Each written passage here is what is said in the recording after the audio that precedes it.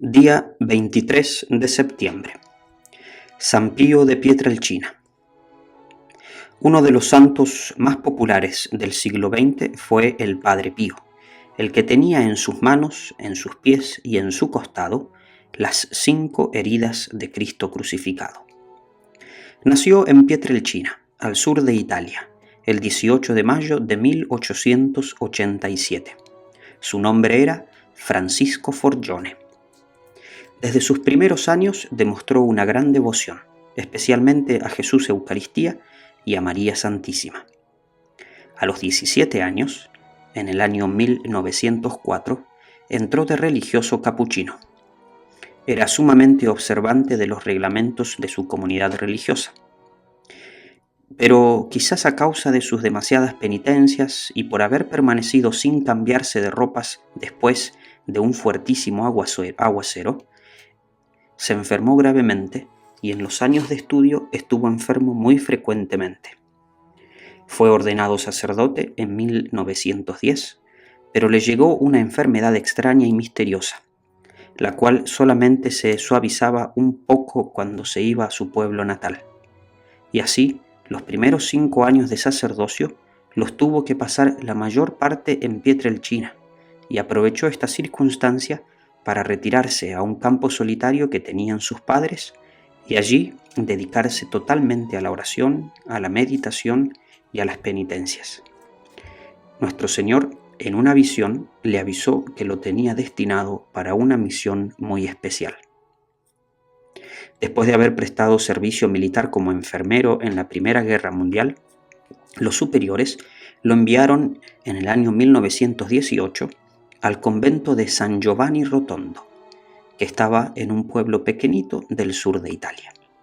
Allí pasará el resto de su vida. Fue el 20 de septiembre de 1918 que el Padre Pío recibió los estigmas. Estando orando ante un crucifijo en su convento de San Giovanni, salieron unos rayos de luz de las manos, de los pies y del costado del Cristo crucificado, y le atravesaron las manos, los pies y el costado del Padre Pío. Y desde entonces tuvo las 5 heridas de Jesús crucificado, las cuales le sangraban, le producían fuertes dolores, pero al mismo tiempo exhalaban un aroma muy agradable. Estas heridas o estigmas lo acompañaron hasta el día de su muerte. Él cubría las heridas de las manos con unos guantes, y solamente sus médicos, enfermeros y alguno que otro superior lograron contemplarlas. El Padre Pío fundó grupos de oración que se han extendido por todo el mundo y hacen un gran bien entre las personas fervorosas y devotas. Por habladurías y mentiras que algunos enemigos llevaron a Roma, tuvo el Padre Pío que sufrir muchísimas persecuciones e injusticias. Se llegó hasta prohibirle celebrar misa en público.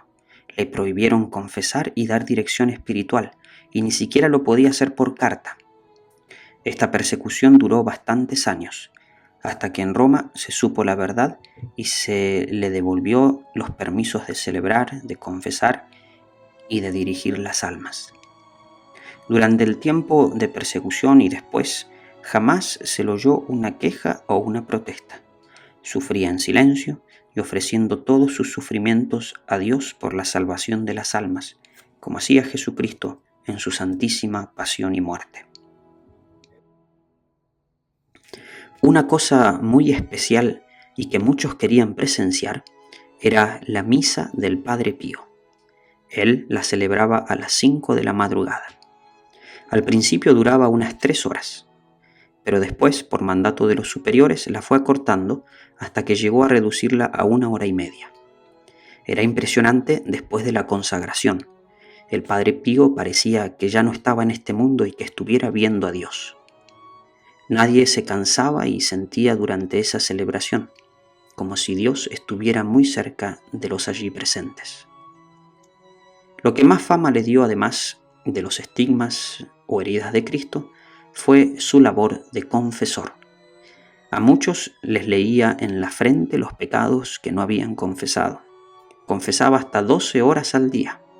Era muy fuerte y severo con los que iban a confesarse solo por curiosidad o sin arrepentimiento, y muchísimos pecadores cambiaron totalmente de vida desde que empezaron a confesarse con el Padre Pío.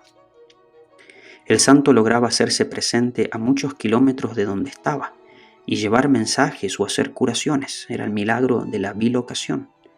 Muchos moribundos, enfermos o angustiados lo sintieron llegar a consolarlos y animarlos y a veces hasta obtenerles la curación.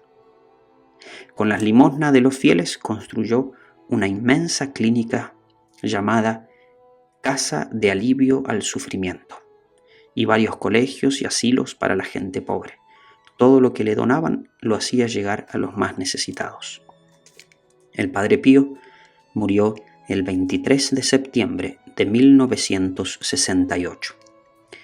El Papa Juan Pablo II lo beatificó el 2 de mayo de 1998 y después de comprobar muchísimos milagros obtenidos por la intercesión de este santo capuchino, el mismo pontífice, San Juan Pablo Magno, lo declaró santo en el año 2002.